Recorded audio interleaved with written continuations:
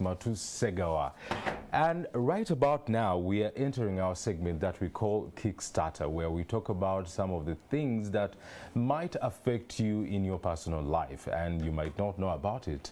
We discuss these things, and you can be part of the conversation by simply going to our social media platforms, that is Facebook, YouTube, Twitter. Look out for NTV Uganda or myself, that is Idris Matu Segawa. Now, some of you might not know that tomorrow is Data Privacy Day.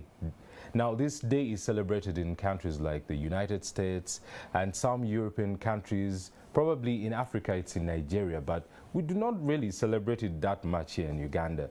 We are here to talk about why is privacy and your data protection important. And in studio, I have Penina Susan Igaga, head of Caucus Barefoot Law, and I'm expecting a second guest, but he's not here yet, but we shall start the conversation with Penina. Penina, good morning. Good morning, Idris. How are you? Fine, thank you. How are you? Tell me, what does Barefoot Law do?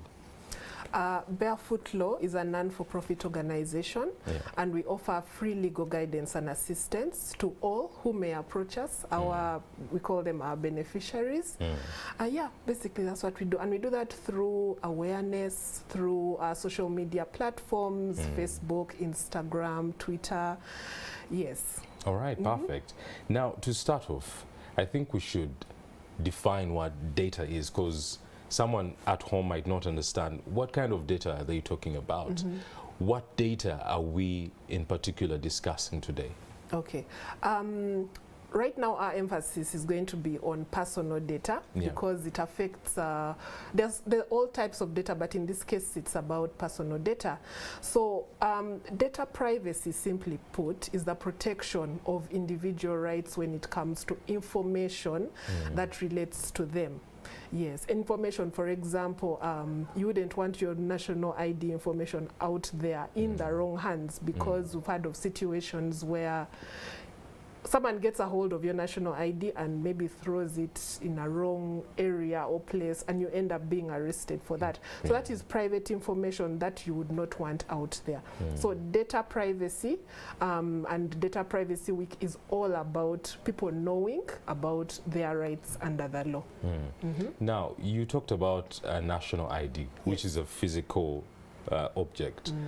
How about online? Because so many of us today are online on some platform, or we are using email, etc., or a website, and these websites always ask for personal data. What's your name, where do you live, what's your age, etc. Is that data included? Yes. Maybe before I go into that, Idris, it's important to note that before you give out your information, your consent is very important. And there are three types of consent. There is voluntary, the one that you give. For instance, if you walked into a hospital, it's the information that you would give. You've given it voluntarily. Then there's the mandatory, the one that is required by the law. And then there's the conditional consent. Now that is where I'm coming based on the question that you asked. We'll go on websites or online, and there's a certain service or product that you would like to access and you would like to enjoy.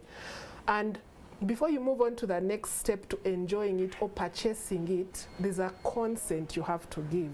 So once you give that consent, we assume that you have actually given information to that site or online service to access your information. Yes, so consent is actually given. No one has forced you to give it, but you need that service. Of course, perfect. Now, this consent, usually when you go to some websites or even emails, when you're creating them, they bring this document. You're a lawyer. Yes. There is this document that is saying read terms and conditions, regulations, but all these documents are usually very lengthy. Yes. That for someone who is in need of something urgent, you're not able to literally read through all this jargon that you might not even understand. Yes.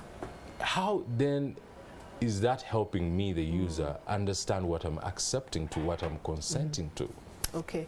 The beauty of it, Idris, is that you're protected.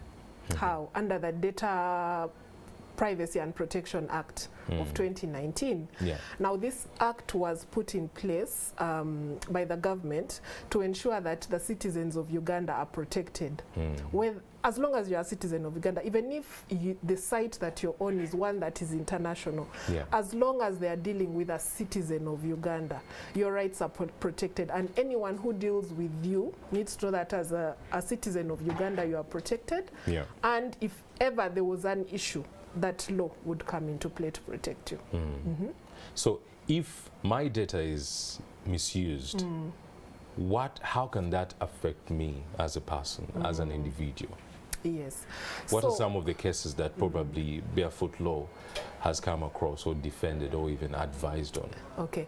So at Barefoot Law, we try as much as possible to storytell, to help people understand what exactly the law is about, alongside our partners, Unwanted Witnesses, Women of Uganda Network, with Digital Human Rights Lab. That when it comes to people knowing the law, we make sure that we do this through awareness.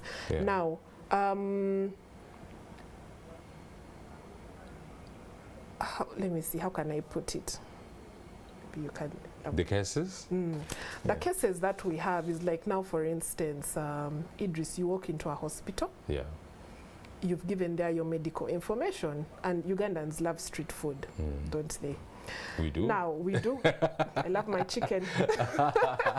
So you go to your chicken guy, and as you're enjoying your chicken, you're looking at this paper where they've put for you that chicken, and alas, you see Idris. You're like, okay, Idris, and you see your second name, all the information that you gave that hospital that you went to. Yes, you as a data subject, you as the person Idris went to the data collector, the hospital. You gave them your information voluntarily. They are expected to keep that information private.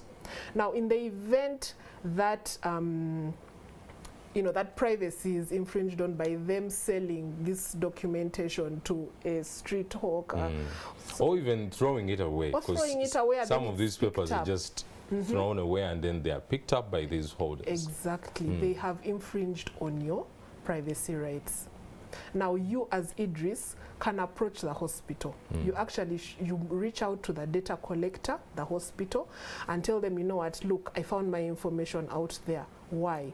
And they're expected to respond to you in writing, informing you that, you know what, this was the reason, how can we rectify this? Or if they fail to actually rectify the situation, have a sit down, you can actually go to the courts of law.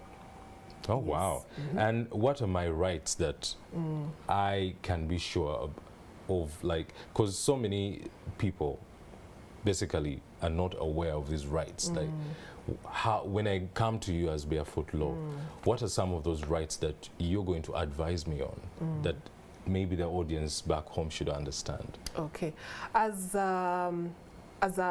Okay, I'm going to use certain terms. We try as much as possible to break them down. To break it down so that we understand what's going on. As a data subject, Idris, you are a data subject. When you come to me, you have a right to enjoy the principle of accountability. I am accountable to you. I am accountable to you when it comes to your information. And whatever information that I collect from you has to be minimized to the relevance of that information. I cannot start asking you, so it's just an example, what's your sexual orientation? It's ridiculous. You've come for a health issue. Why am I asking you some of those questions? So the data has to be relevant, and it should be within the realms of the law. Because so do I have a right to decline to answer? Because before you talked about the different kinds of information that is mandatory. For example, if I'm applying for a passport, that information is needed, who your father is, where do you come from. Do I have a right to say, I don't want to fill up this information? So in law, everything that there's a general rule and then there are exceptions to it.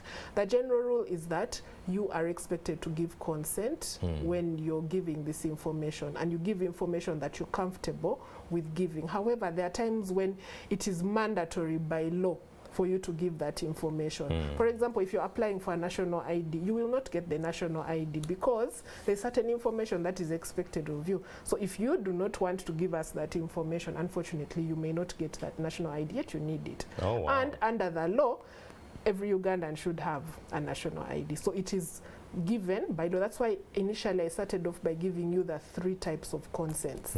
Yes. Amazing.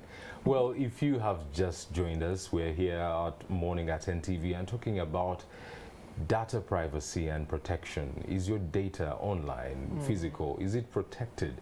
And tomorrow, which is the 28th January, will be Data Privacy Day, where we celebrate and create awareness on how your data should be protected, or you know, all your rights, you as an individual, what are your rights of data? And right about now, we've just been joined by Baker Birikuja, Manager, Legal Affairs, PPDO. Baker, good morning. Good morning to you. Welcome. Thank you. We're anxiously waiting on you. Thank you. So just tell us about PPDO. What do you do, guys, as a company? It's, PDPO, Personal Data Protection Office. Yes. Which is a statutory office, meaning it's set up by an act of parliament. So it's a government body that regulates the collection of personal data and its use. So in respect to bringing in line people who handle data, personal data specifically, but then also creating awareness and enabling the exercise of the individual's rights. So that is what you do. It's an independent office set up under NITA, that is the National IT Authority. Yes. So what are some of the things that you've been doing as a company to protect our rights for privacy and protecting our data? That's How a are you good enforcing question. it? That's a very good question. This office was set up in August. Okay, when the regulations were passed in March, that is when we came in effect, though the appointment of the national director, it was in late July, and other stuff in August. So what we've been doing, we've been creating mainly awareness, you know, letting people know these are your rights, and engaging, collaborating with other entities, you know, civil society, in creating the awareness, but even more so starting with a very critical one of registering. Registering every person, individual or public body that is collecting and using personal data. Okay. You know, when we register them, it helps them give that bird's eye view of what they collect and what they need to, what needs to be done. So in regard to the enforcement, earlier we, you know, when we receive complaints, we investigate them. We received a complaint about one of the ride-hailing companies and even other complaints. So it has been mainly advisory, you know, since the law is new, but now we are really going to enforcement because the law allows us to, you know, prosecute these people who misuse it, the individuals, but even going up to the courts of law where a penalty can be imposed on the companies. So that is really the stick, but we've been using more of the carrot, encouraging people, you know, to register. Because when you do not know which information you have of the individuals, it's hard for you, you know, to protect it. Someone may misuse it. So basically that's what we've been doing. And also creating awareness as we are here today. All right. Yes. It's been Data Privacy Week, as Penina informed me. What are some of the activities that have been happening over the week? Because it's ending tomorrow anyway, so what have you been doing? That's a good one. So it's an international day, as Penina pointed out. You know, it's not unique to Uganda, where the right to privacy, you know, since it comes from Do our we celebrate constitution. this day? Because officially, online, it says that we do not. Do we? I'm wondering who is that who says we do see? not? So there's information that hasn't been updated somewhere, somehow. But please continue. Okay, so Maybe the other could be, you know, the office just came in operation recently. So the last privacy day of 2021, we didn't have the office in place. But of course, the other actors, they've been celebrating it. So what, as you pointed out, and Penina did as well, this entire week, you know, we dedicated it to the Data Privacy Week. So on Monday, we had a webinar with other regulators in Africa, because there is an association of the African Network of African Data Protection Authorities. So the president, who is also the commissioner of Ghana, you know, we had one, she talked about her experience, because it was about the wins and challenges in Africa. So we had another from Nigeria, Kenya, and then we've been talking about use of data and the rest. So it will culminate into tomorrow's. It will be a hybrid event, you know, because our theme is Your Privacy Matters. So we've been having that conversation. You know, people usually, when they hear about privacy and the message we've been, you know, repeating, someone thinks it's abstract. It doesn't apply to them. People say, what do I have to hide? But, you know, privacy, it can be, you know, bodily privacy. You get it? Whereby, which is now very common, you're entering in a building, they take your temperature. Of course, it's written against your name, the identification that you give. So that information, you know, could be misused. The person could say, well, we think you have COVID, you don't have to enter based on those results. Before you know it, they could be shared with another person without your consent, you're isolated and all that. Of course, it's for the benefit of the society, but how it's handled. The other could be, you know, the physical privacy. Of course, you have your home, that's why you lock up. You have your space, really, within which you work. So if a person interferes with that privacy, you'll definitely be concerned. Of course, the other one is the communication. You know, very many people could be on a call, they say, I think someone is listening in to me. Someone could be recording these phone calls. Or it could be even just being online. So what we've been emphasizing this week is that your privacy matters in all those aspects. And, well, there are legal grounds within which a person could either listen to your phone call, there is a law that regulates it, but it should be done within the limits provided in the law. So we are telling people that assert your rights, because, you know, if someone is collecting your information, you can ask them for a copy. Be it as an employee, as a user, you know, you can walk in and say, okay, I've been buying things from you, be it online, being your customer, I need to have a copy of all the information you've been collecting about me.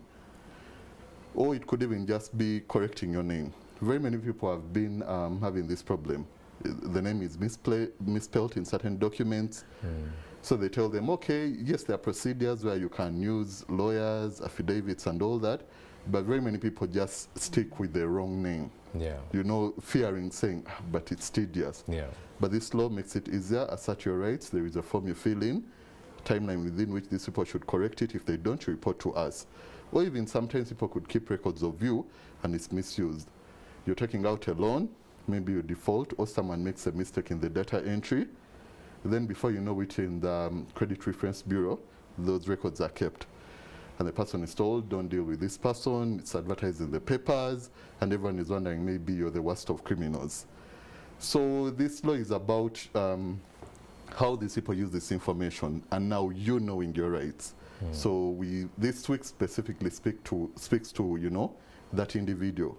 Someone has collected your information, what do you need to do? You get it?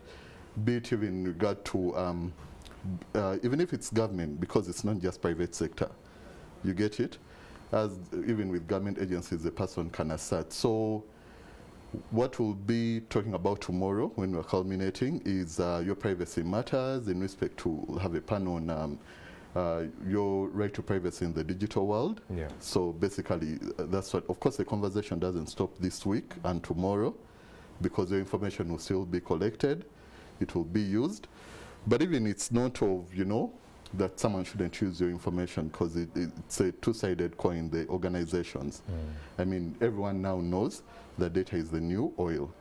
So doing it responsibly. We are not saying people that do not use it, no. So we'll be having those conversations of instead people hiding, sharing people's information, selling it, and doing all that, saying no, the law actually, because it's a principle-based law, saying that it's not a tick box. It gives you very many scenarios within which you can apply it.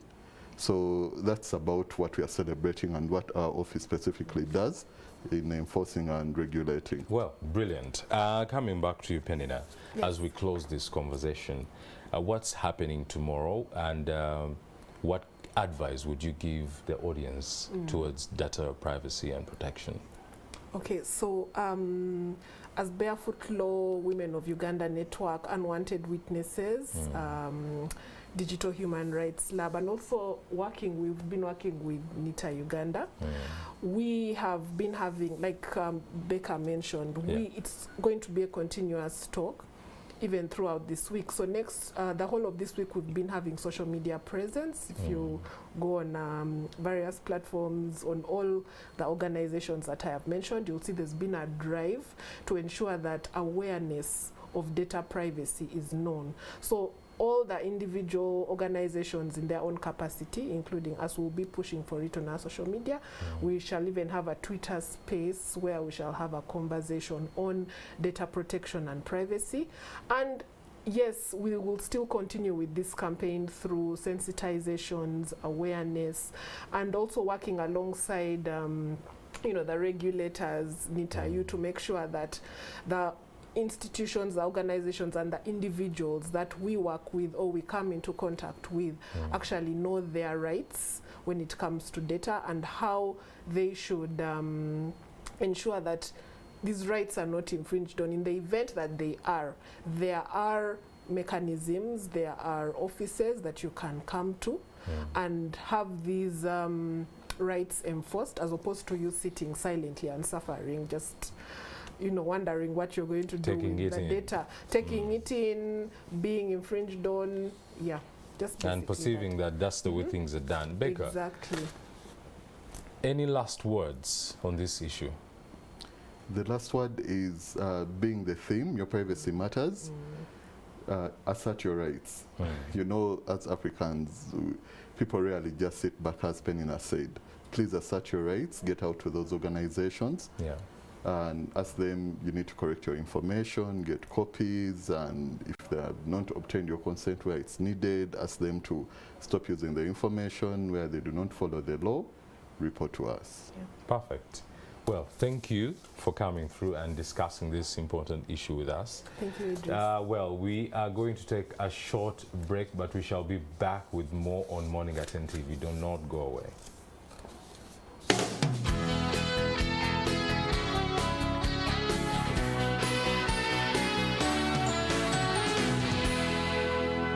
Watching Morning at NTV.